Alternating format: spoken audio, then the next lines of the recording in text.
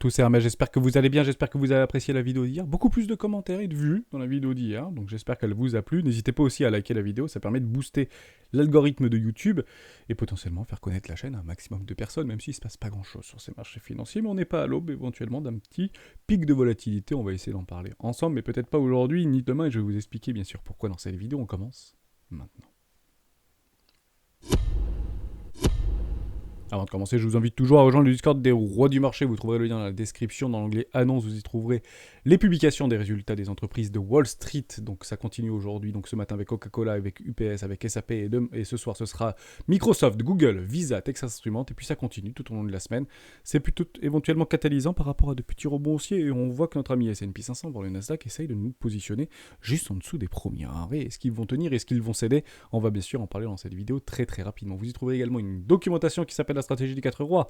N'hésitez pas à l'utiliser, vous en imprégner, vous en inspirer pour vous aussi trouver votre propre style d'investissement, que ce soit sur le court, moyen, long terme.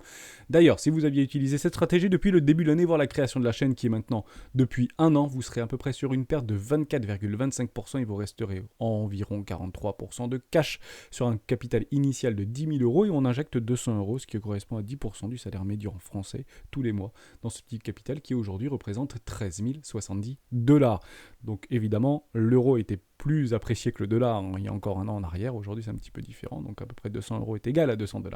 Mais grosso modo, c'est à peu près ce que vous devriez avoir si vous avez choisi de suivre ou de vous imprégner, de vous inspirer à plus de 80% de ces stratégies 4 heures que personnellement j'utilise depuis plusieurs mois, plusieurs années. Ce petit fichier, vous le retrouvez directement dans le Discord, ici dans la table des rois. N'hésitez pas à aller faire un petit tour. C'est Géo, Komakino et Pongo qui s'en occupent. Merci encore à vous et à tous les membres du Discord qui, chaque jour, quotidiennement, nous proposent des chartes, des graphiques, des outils techniques, analytiques, mécaniques, mathématiques pour éventuellement nous faciliter la vie au quotidien. On va faire une très courte vidéo parce qu'il n'y a pas grand chose à dire. On a breaké ce tout petit range, ou en tout cas on tente de breaker ce tout petit range sur Ethereum à la hausse. On a structuré un tout petit W en daily ici, donc c'est plutôt positif. On tente de le maintenir, on fait le petit pullback et maintenant on attend tout simplement un petit peu de volatilité. Est-ce qu'il y aura de la volatilité? Il est probable que non.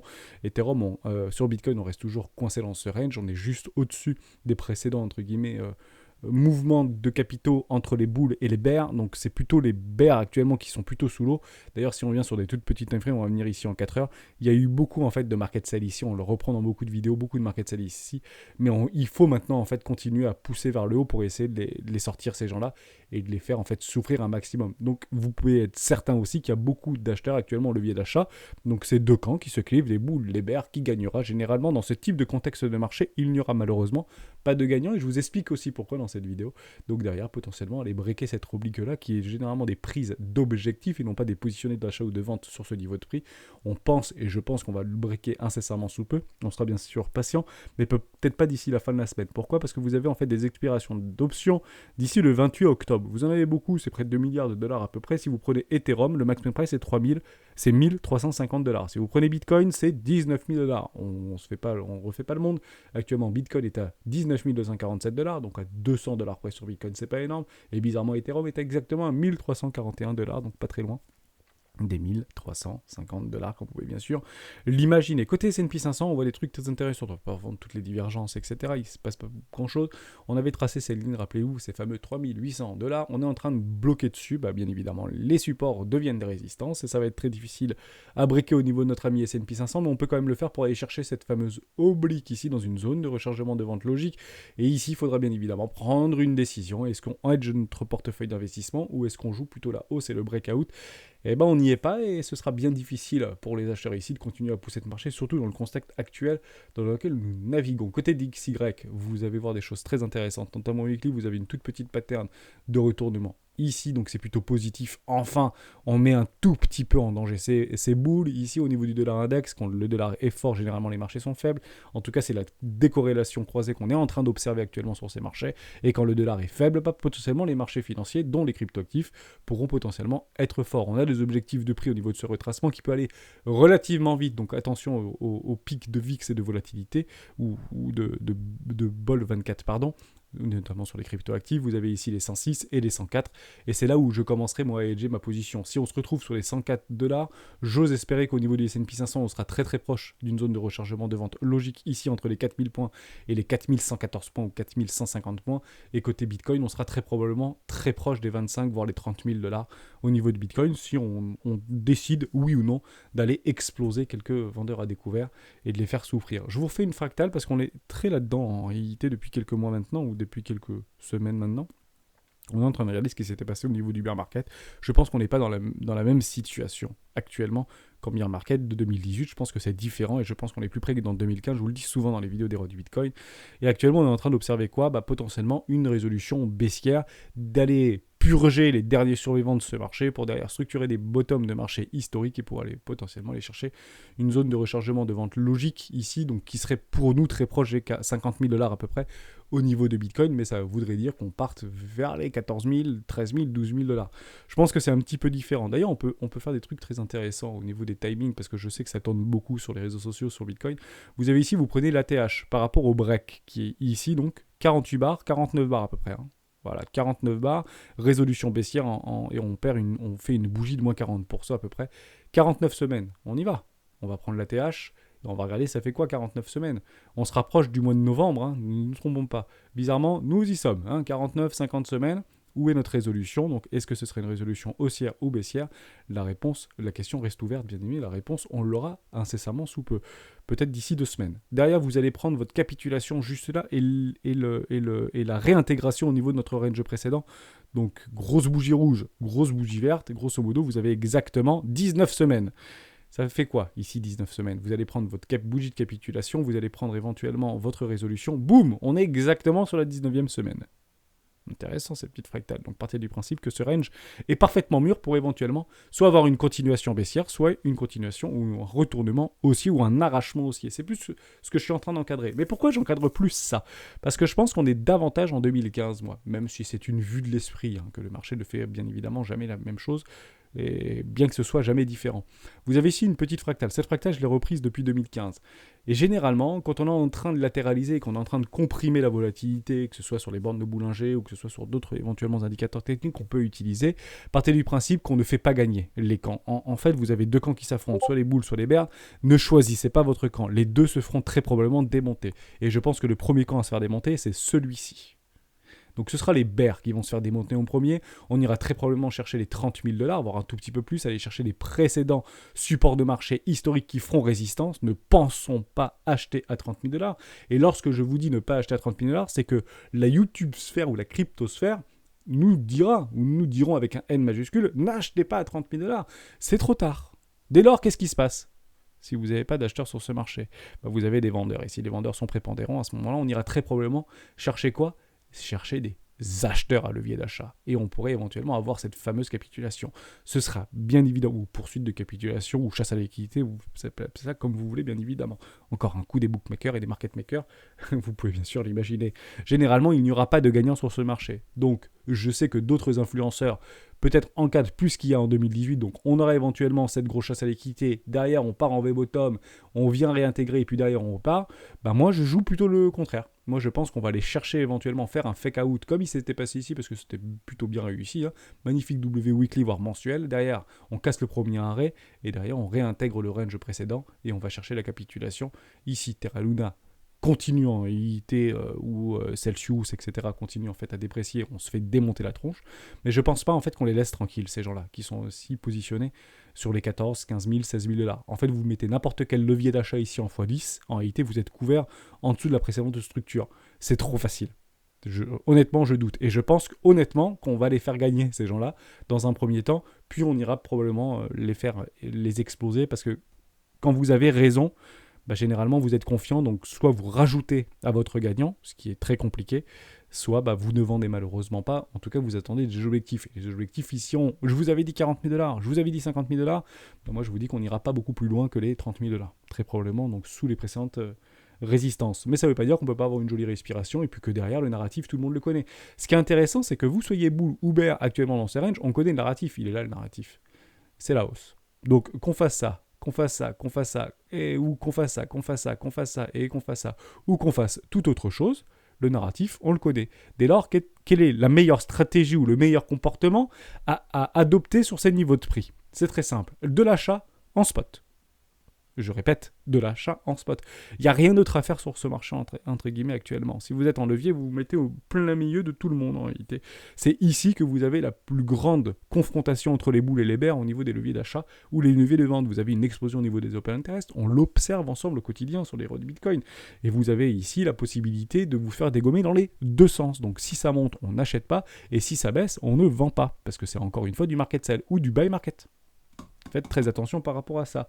Deux choses à exclure sur ces niveaux de prix, et ça, pour l'ayant vécu précédemment, et pas qu'une fois, je vous le dis, ce qu'il ne faut surtout pas faire, c'est vouloir acheter moins cher.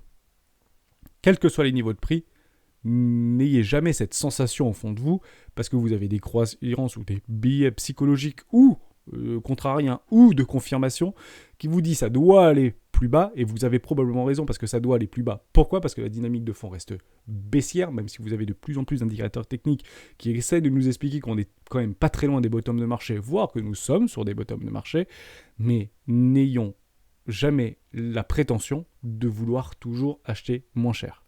Parce que la seule chose que ça donne, c'est qu'on achète toujours plus cher. Parce que lorsque ça va baisser, vous aurez tellement raison qu'on attendra encore les derniers petits 10%. Et si ça commence à faire ça, j'attendrai en fait de revenir au moins ici pour acheter. Et si ça fait ça, j'attendrai au moins de revenir là pour acheter. Et vous achetez où en fait ? Vous achetez pas, vous voulez toujours acheter moins cher. Donc n'ayez pas la prétention de vouloir acheter moins cher. Pire encore. Donc achetez là. Enfin, c'est pas un conseil, mais techniquement, c'est la meilleure approche, si vous voulez, psychologique et rationnel de pouvoir avoir sur ces niveaux de prix de marché si on achète maintenant et en spot, mais on ne met pas all-in, bien évidemment. Deuxième chose, c'est de vendre maintenant pour acheter moins cher. Ça, c'est jouer le jeu de la capitulation. Si vous vendez sur ces niveaux de prix dans l'intention d'acheter moins cher, même si vous avez raison, c'est que vous capitulez et ce sont vos émotions qui parlent. Et beaucoup le font, pour être tout à fait honnête avec vous. Donc malheureusement, ceux qui font ce type de choses, c'est ceux qui vont avoir la plus grande amertume.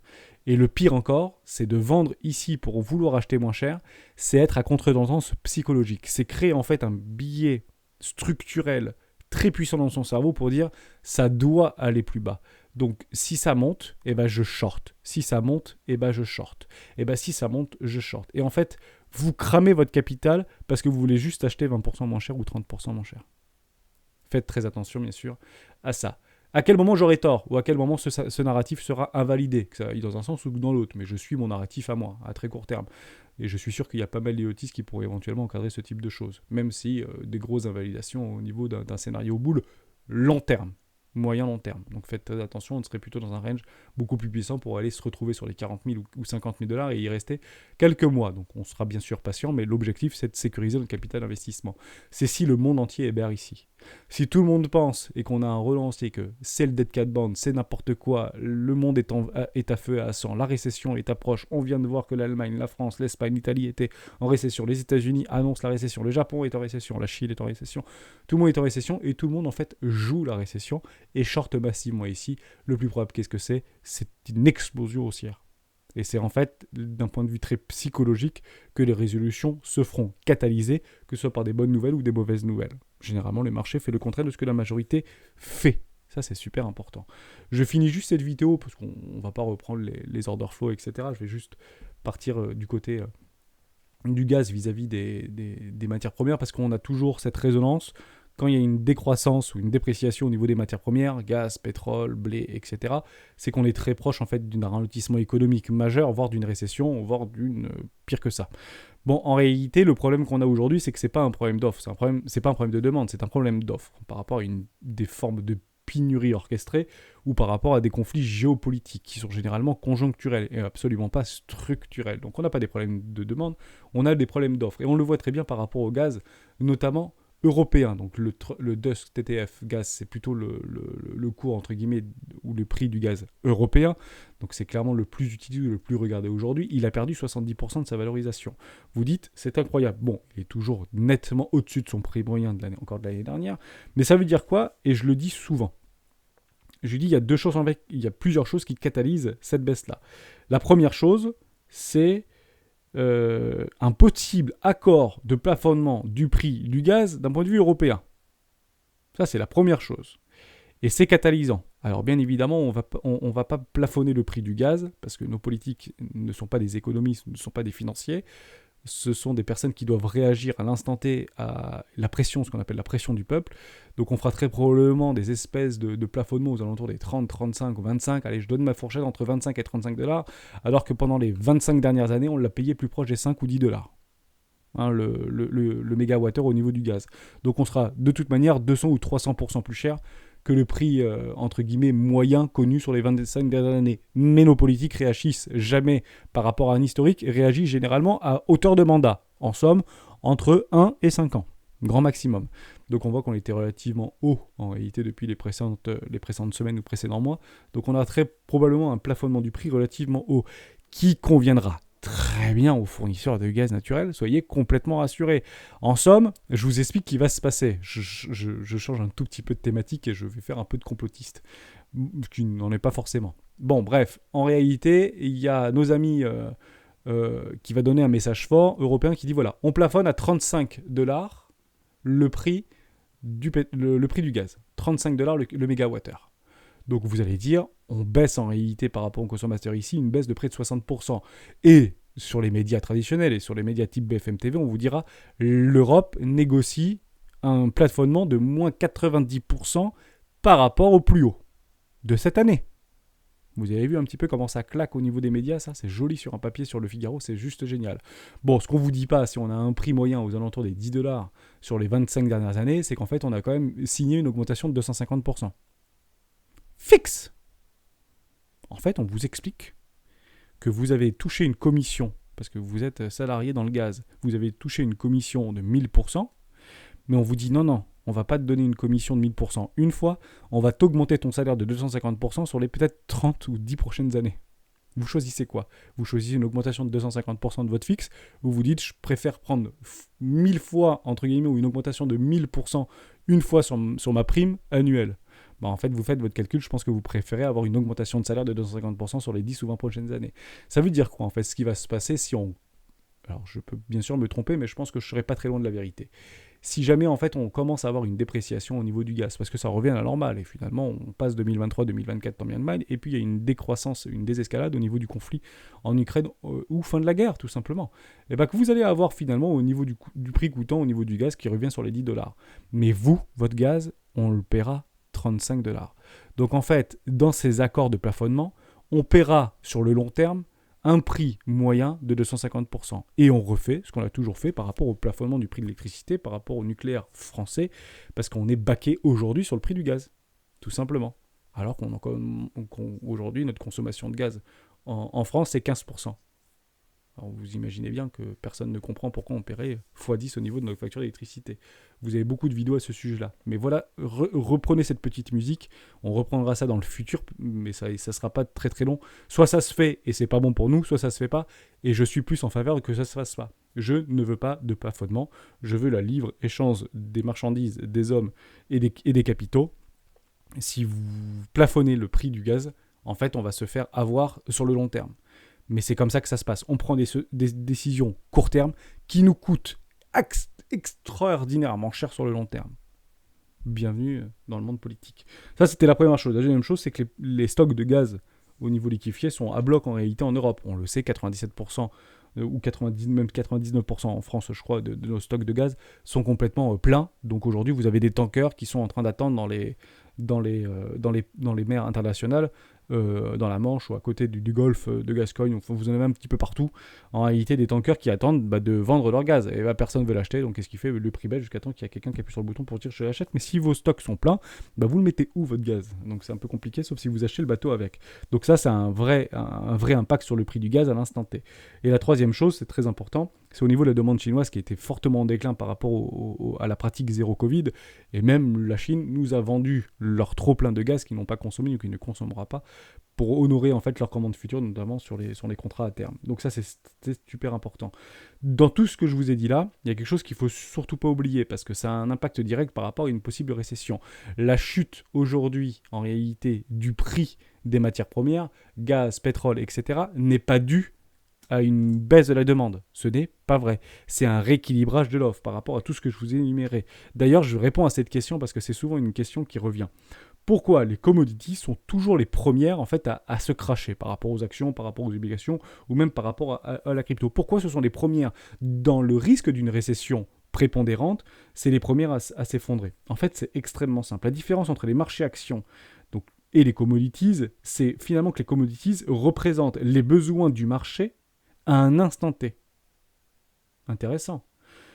Ça représente les besoins du marché à un instant T. Or, les marchés actions reflètent uniquement le potentiel de croissance ou de bénéfice d'une entreprise à venir continuellement réactualiser. En somme, que fera Google, que fera Apple, que fera Netflix dans les 6, 9 ou 12 prochains mois par rapport aux données qu'on a à l'instant T qui sont constamment réactualisées vis-à-vis des news qu'on a. Ce qui est complètement différent vis-à-vis des commodities.